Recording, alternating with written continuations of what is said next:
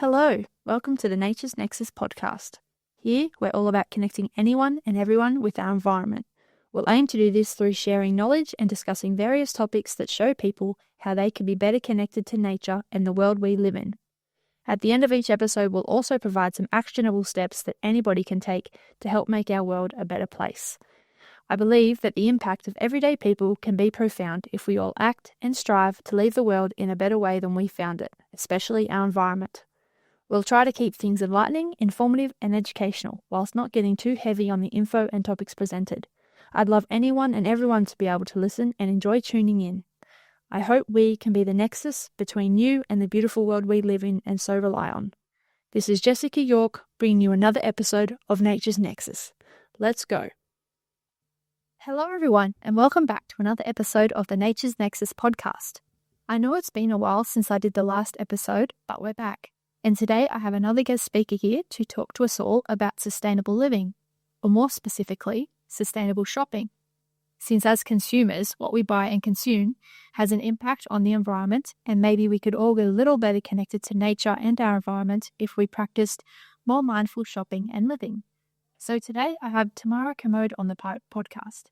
Thanks so much for coming on today, Tamara. Thanks for having me. No worries. So let me introduce you all to Tamara. She is an environmental consultant, currently living in Armidale, and has a passion for sustainable living. Her work at the moment includes aquatic ecology, which is a field we discussed a little with Pete in our last episode. And Tamara's work in aquatic ecology mainly looks to understand water's crucial role in aquatic habitat function. Tamara also has a passion for nature photography and creating natural spaces in her garden to encourage native insects and birds to visit. Tamara has also turned to inside her home to find ways of living more sustainably, such as composting and reducing plastic waste, which is where this podcast episode stemmed from after I listened to Tamara talk a little bit about sustainability at our recent meeting here in Armidale at the end of last year. So I've got a few quick questions to ask you before we begin tomorrow to help the listeners get to know you a little better that I ask all the podcast guests. So here we go. And the first one is, what is it you love most about our natural world? I think there's a lot of things to love. I grew up on a property, so just a natural part to immerse myself in the natural world. And over recent years, in part with working as an environmental consultant and getting out and being able to have the chance as a young adult to drive around and explore places has enabled me to really seek out my passions. I always had photography as a big passion since I was, tiny. But so that's also stemmed part of that drive to really gain an interest in the environment because that's my main focal point when I do photographs. So at the moment, a lot of the time, whenever I go out in the garden, I'm looking for the tiny little spiders or is there a new fly? Or recently I took photos of a robber fly, which they're really cool. And now I'm sharing those photos on, say, Instagram, and I'm doing a little bit of research about what is this insect doing or what is this plant called, where does it live? Yeah. What are robber flies? Do they look like a regular blue fly? No, they're really big. And they kind of are the size of a damselfly, which if people don't know what a damselfly is, they're kind of similar to dragonflies, but think much chunkier in the body. They have much larger heads and their wings are laid out differently. So a dragonfly has wings that go out left and right of the body. Really long. And are really long, whereas a damselfly, its wings are folded back along its elongated body. And the robberfly is similar, but what they do is they search around. So they'll find a high perching place or they'll be flying around whatever space they're in. And they'll catch insects on the fly.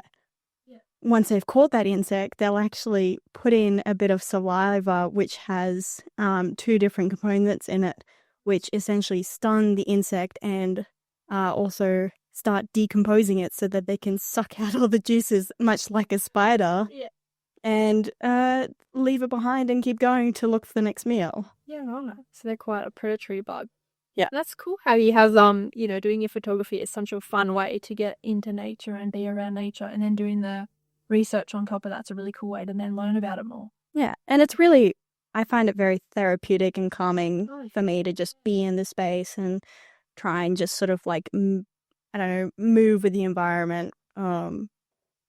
As it's sort of like, if it's windy, well, maybe find a different subject. I'm sure a lot of people can resonate with that though, because I think there's a lot of, people out there who enjoy photography and especially with wildlife or nature as their subject. So that's really fun. Cool. Cool. Okay, on to the next question. How do you get connected to nature? Or when do you feel the most connected? And I have a feeling I know what your answer would be. Photography is a part of it for sure. Yeah. But I think for me, sometimes I have to remind myself to leave my camera behind because you do definitely feel immersed when you are behind a camera, but you're looking through it through the lens first most, and then you're seeing the subject. Whereas going for just a walk and you don't have a phone or a camera or anything, Yeah, just being present.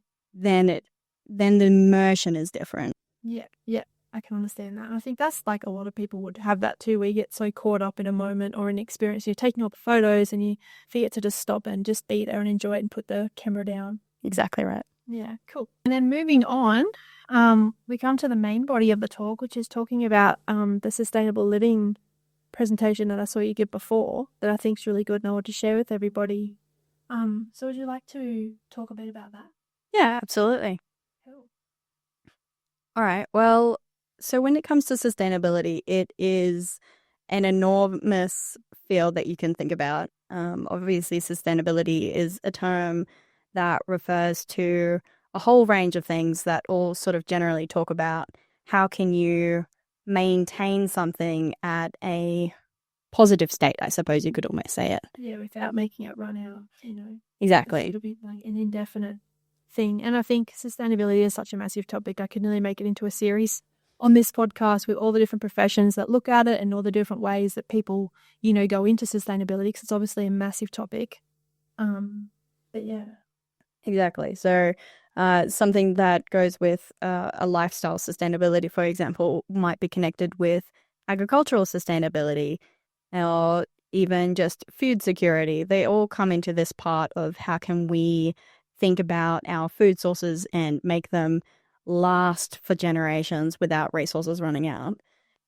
Part of that, however, is also thinking about how can we make our home lifestyle sustainable in making sure that we aren't contributing to the problem of pollution, plastics, thinking about food wastes and where do we put them?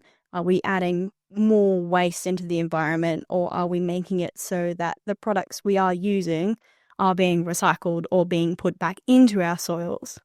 Yeah, and as consumers, that's such a big thing because obviously, it's very important what you shop and everything everybody uses adds to it.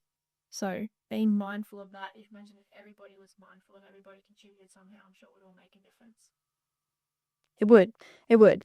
But when it comes to sustainability, the thing that I think is the one of the biggest trapfalls is this term of greenwashing, which greenwashing by itself can encompass labeling saying that it is recycled plastics or it is responsibly sourced. A lot of companies actually just use the term it is a sustainable product. Or it's eco-friendly, or hey, it's plastic-free and green. But that doesn't necessarily mean that what's on the packaging is truthful. And when you actually start digging into companies, that's where you do the work and you might find, all right, well, they say that they're green and they're doing 2 green actions, but they could be doing 10. Yeah. So that's where it comes back to like having a lot of trust in the companies and in what they're marketing. Because obviously they should be adhering to their marketing material. And also you might not know, like the specifications behind their marketing. Like a certain marketing comments, they may allude to something, but they're really only got to include so much in that statement. So I think, it's really easy to put all this trust in brands and trust in what you're seeing on a package when in fact it could be misleading or, they could be doing the wrong thing and not even doing what they're saying. So trust is a big one that comes into it. And, you're really hoping that these brands meet the accreditations and meet the claims that they're making on their packaging so you don't get greenwashed. But it's obviously a big thing that happens, so people do need to be careful and do their research. The other thing too is that the term or being sustainable as a company or as a brand doesn't necessarily mean that they've been certified as sustainable. So something that's coming through more now in probably the last year and a bit that I've noticed is brands are starting to become B Corp certified, which means that they have ticked a certain number of criteria to be counted as a sustainable producing company. Those are the ones to look out for. Yeah. Yes, there's probably all these definitions of all these terms that people don't actually know what they even mean. So it could say sustainable, but it doesn't actually mean what you think it might mean in terms of how far their sustainability actually goes. Yeah, that's it. Yeah. Something to be wary. Makes shopping even harder. You just want to go in there and grab what you want and leave. But I guess if you really care about what you're buying, then you need to be aware of what you really are purchasing. And it's something that I see in myself a lot is even though I am trying to strive to be more sustainable and I follow a lot of people on, say, platforms like YouTube and Instagram or even Facebook to try and see what other people are doing, how are they trying to be more sustainable in their homes. And some of the more, I guess you could say, active, sustainable people they are really not buying any plastic products. They are going to big Whole Food sales where they can buy the products by weight in bringing their own bags. But in the reality is, in a place like Armidale, what are our options here?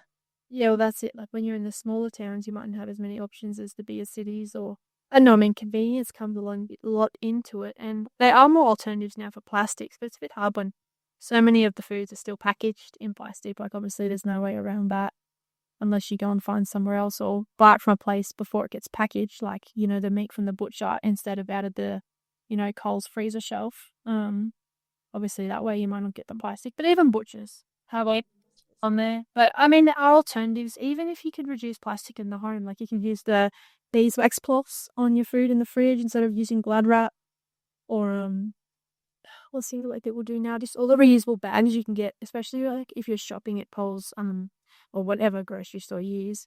And you can use the cloth bags that you can buy, and you can just reuse them every time you go shopping instead of using the real plastic bags to put your unpackaged fruit and veg in. But then even reusable bags, like I know I've caught myself, like I'm always taking my reusable bags, but then there'll be the days I just forget them, and then you're stuck without them, so you have to get the bags from the shop anyway. So it is easy sometimes to forget and not, you know, keep up to scratch with the standards you're trying to keep. But I guess the main thing is if you try and you're being mindful of it, that's all you can do.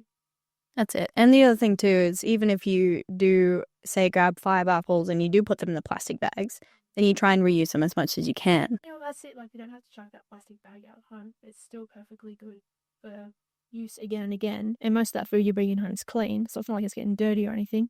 It's just, you know, that little bit of effort that you need to put it in your shopping bag and use it for next time and remember it's there.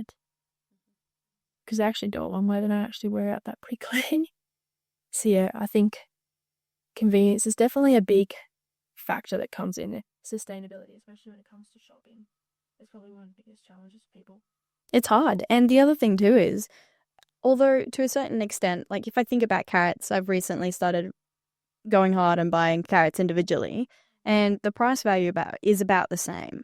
But if you look at a bag of potatoes, 1 kilo is sometimes cheaper wrapped in plastic than if you buy it individually. Or if you do buy potatoes individually, the cheapest are the ones that are still covered in dirt.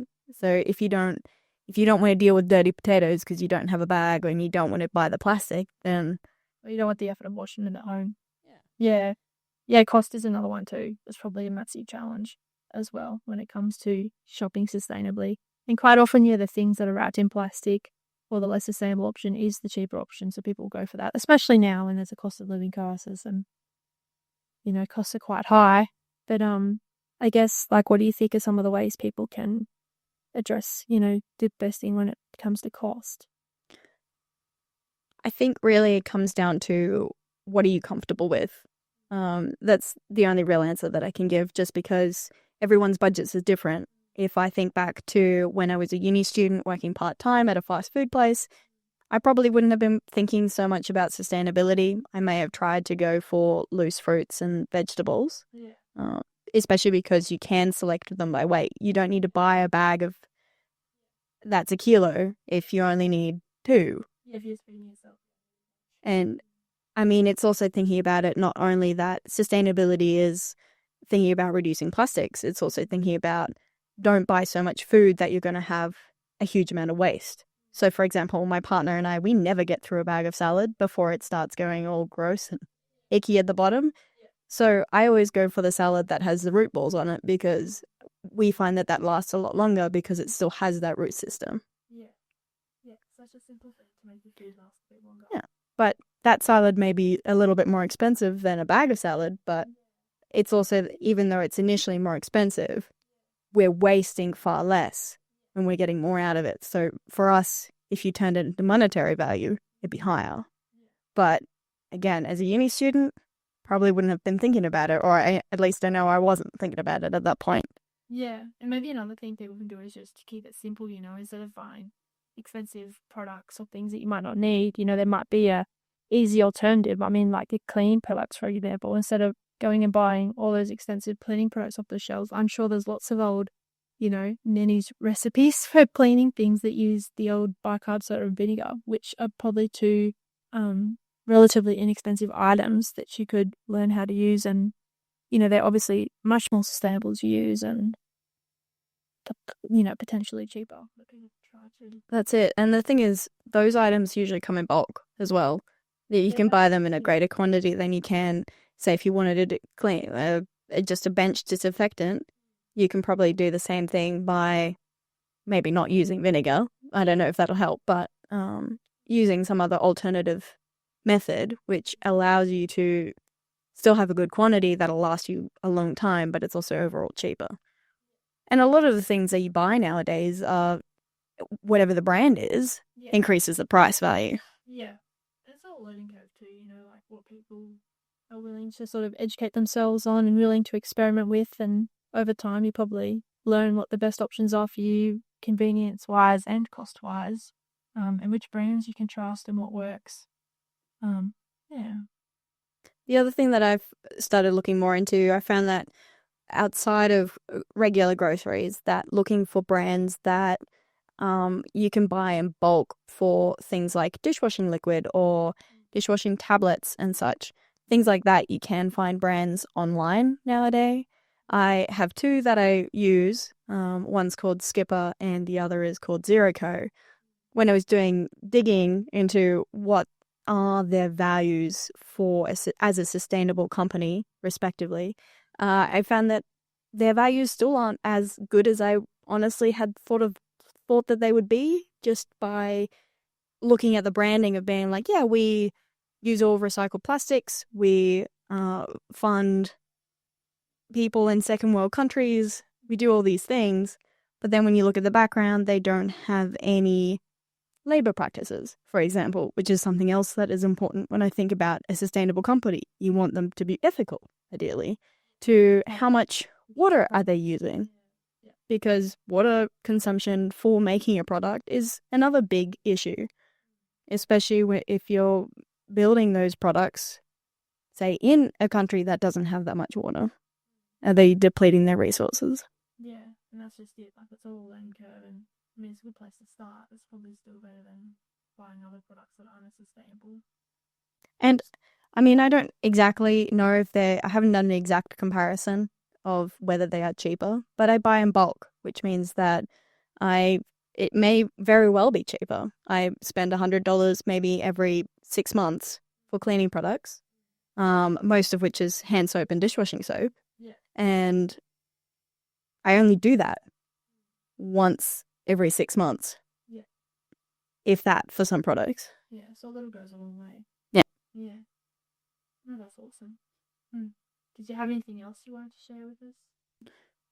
The other thing with being sustainable in the home, and this is probably the thing that I found the easiest to do, is just to think about where is plastic going and where or how can you recycle plastics that you do buy. For instance, with Armadale, they have reintroduced the soft plastic scheme, so you can collect them in a plastic bag, ironically, and then put them out with your regular recycling. which is great. Yeah. They'd had that previously and then they cancelled it and now it's back. So Yeah. that's really awesome for the Armidale Council to do that. Yeah. Also, Exactly. But also, since I've started thinking about recycling and thinking about products, even just over the last 5 years of what am I buying, what do I need, I've noticed that what we put in our recycling bin is far less. So at best, we maybe fill both of our bins with one for cardboard and one for hard plastics and glass once a week, compared to other households when you look at them and they're putting some things you can't recycle. And shouldn't be any. And for those who don't know, the recycling system in Armidale is a bit like different. They use a few separate boxes for different categories of recycling items, and I think the boxes are maybe a foot by a foot in size, roughly. Something like that, by a foot and a half, something like that. Yeah. Yeah. So that's a thing of recycling responsibly, knowing what you can recycle. So, for example, the recycling symbols on the back of packaging is a bit misleading at times. There's the true original recycling symbol, which has the arrows on the ends of the 3 little lines. Those you can always recycle. And then there's also the ones which have numbers on the inside, of which you can actually only recycle number 1, 5, and 2. I don't think I've noticed them before. So they have like a grade that you need to pay attention to. Yes. So typically, other than for the 5, the higher plastics in the number within that recycling symbol have a combination of various different types of plastics. So the lower numbers in theory are more of a pure one kind plastic, which is why they can still be recycled. As in they're only made up of one kind of plastic? Yeah. Oh, okay. So which are the numbers? 1, 5, and 9. So what about the other numbers in between? How come? Do you know why they pay us? I have watched a video about it. I must admit I don't remember the details, but it's because of the plastic that they've used in the original creation. The recycling logo around the number. Yeah. That's a bit misleading there. Everyone beware of the symbols and check what they mean if you don't know. Yeah, and you can find them anywhere. It's just like, what do the recycling symbols mean? And councils, I know that Armidale Council on their website for waste, they do have a sheet outlining which ones you can recycle. Yeah. And the soft plastic scheme would be under there. So it's definitely worthwhile to check with your local councils which plastics can be recycled, because I know that it is different. Say, for example, the next town over might not have the soft plastic scheme, but they can recycle a different number. Yeah, right. Oh, that's different. So, yeah, it's a bit different for wherever you go. Just, yeah, everywhere's different. Yeah. Like, I remember when I lived in Inverell, and they just had one massive wheelie bin for recycling. So, you know, it was the same size as your garbage bin. And, yeah, it used to always nearly get filled up. Like, we'd have heaps of recycled materials. So, you do hope that the councils are recycling all the materials you go into the effort to put in there. Yeah. And it's things even like you can think about, you can, instead of recycling cardboard, if it doesn't have any like film prints on it, or if you've taken all the sticky tape off your cardboard, you can actually put those in the green waste bin as well. Yeah, because they just decompose. Yeah. Or maybe you can use it in the garden or something at home, so the weed mat or something. Yeah, great for a weed mat. Composting, excellent for the worms. Yeah. I feel like it's just a never-running topic, sustainability. It can really go so many ways, but I think, yeah, as consumers, what you buy and how you dispose of it is a big one to be mindful of if you want to try and do the better thing by nature and the environment. Yeah. And the good thing is that there is more of a movement for it now than there would have been even 5 years ago. Yeah. So there's lots of available information. You just need to find the right places to go. Yeah. Find the right trusted sources. Which is hard. Yeah. Yeah, and I guess there's lots of different sources out there showing lots of different information, so just need to find what works for you and what you can trust is the right thing. Yeah. That's it. Wonderful. Oh, well, thanks so much for talking to us about sustainability and what you've learned so far. I hope that, you know, other people can take on that knowledge and apply it a bit in their life. Yeah. So, do you know what sort of inspired you on your journey to sustainable living in the first place? Oh gosh. I think it really just stemmed from I wanted to do a bit better for the planet, and do even if it's only one home that I impact, i.e. my own, it's still a good feeling knowing that I'm trying to do the right thing. Yeah. And I hope you're making some sort of difference. And I think if everybody did it, like all those little things can really add up. Yeah. So how do you think living sustainability could deepen people's connection with nature? Ooh, that's a good one, actually. Something that I see quite often is, for example, going back to the cardboard, encouraging yourself to do a compost bin. And here in Armidale, we have a green bin that gets collected, where we even have bags. They have a scheme for that so that they encourage compost at the Armidale waste. But even then applying that in your own home, we already collect all our food scraps. Putting that into a compost bin with any of the cardboard boxes. Sounds kind of fun. It is time consuming, I suppose, but I haven't tried it yet. It's like a fun way to, and then obviously you take compost and you put it in the garden that feeds all the nutrients back in. I guess that gets you a bit more in touch with the cycle of nutrients and how things go back to where they came from and that sort of thing. Exactly right. And who wasn't ever fascinated about worms when they were a child, right? It just takes us back to that inner child. Yeah, that could be a good one for the kids, playing in the garden or playing in the dirt, learning about all that cool stuff. Yeah. Okay, I've got another question for you. How can mindfulness about consumption help us build a healthier relationship with the planet? I think that's one where just like depression is the answer, like being mindful about consumption just helps you build up a relationship, and you're more mindful of things. I think that really just leads into, looking after the planet. And I think in turn that just, feeds back and helps itself sort of thing. Being aware of what we're doing on our planet, and it's even thinking about the wider scope of where are we buying things? Yeah. Like, who do we want to... It's like the election, right? If there's a politician that has values that you really want to support, you're going to vote for them, and you might even go out of your way to participate in talks about them or sharing information about them. It's like we're voting for the planet, right? Yeah.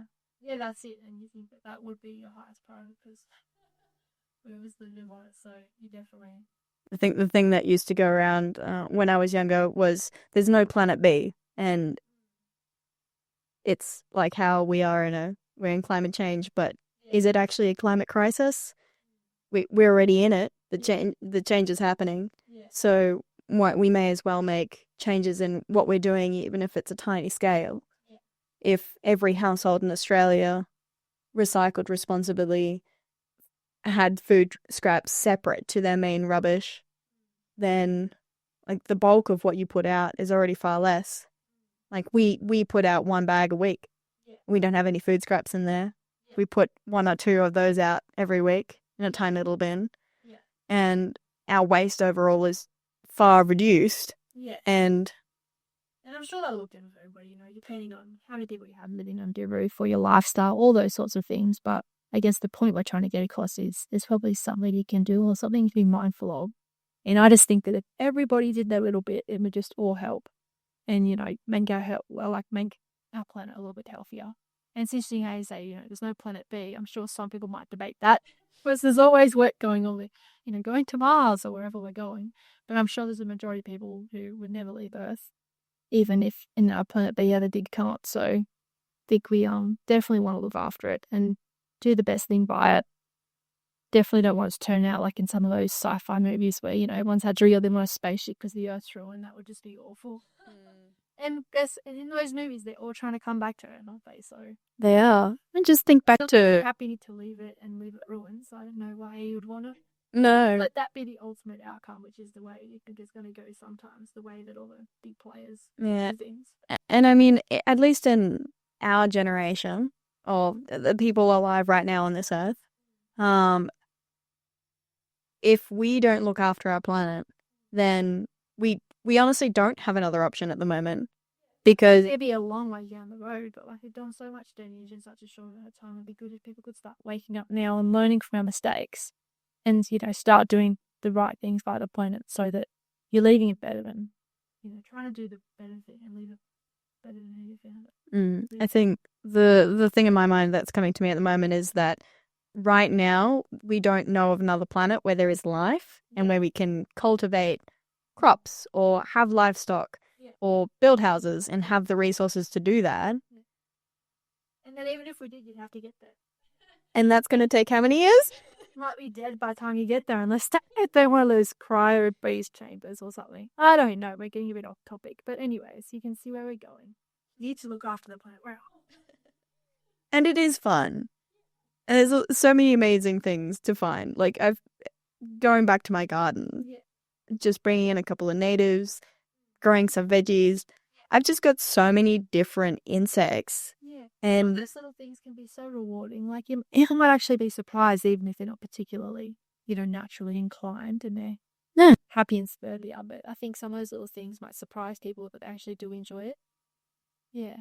And it doesn't have to be hard, just a little bit of effort, just a little bit of learning. And it's just a good way to just enhance your connectedness and contribute and give back a little bit.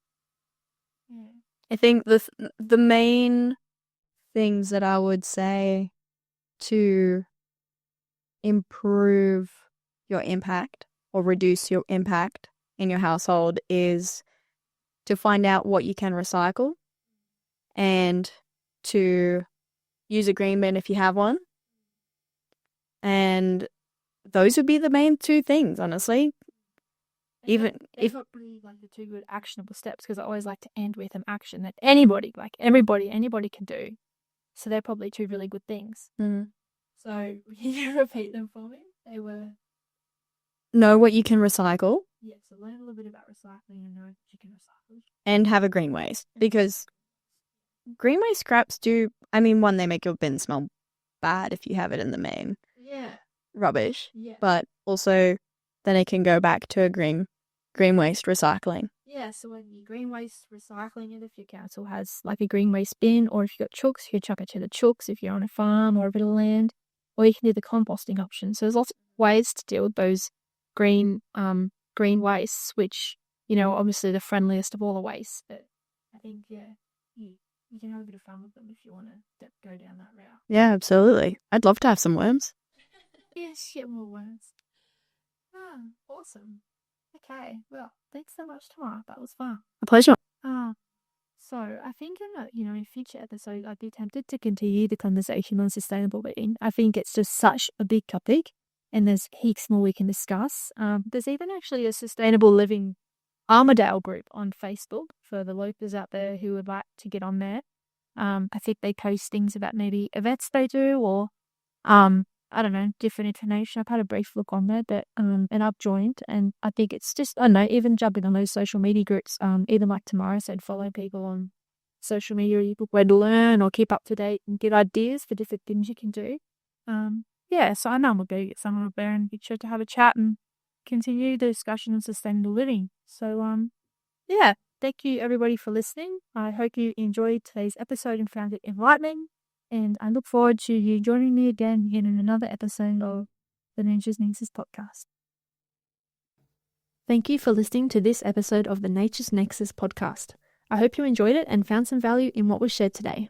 I look forward to presenting more knowledge and sharing ways we can connect to nature in future episodes, and hope you tune in with me to listen, learn, and act. Thank you, and until next time.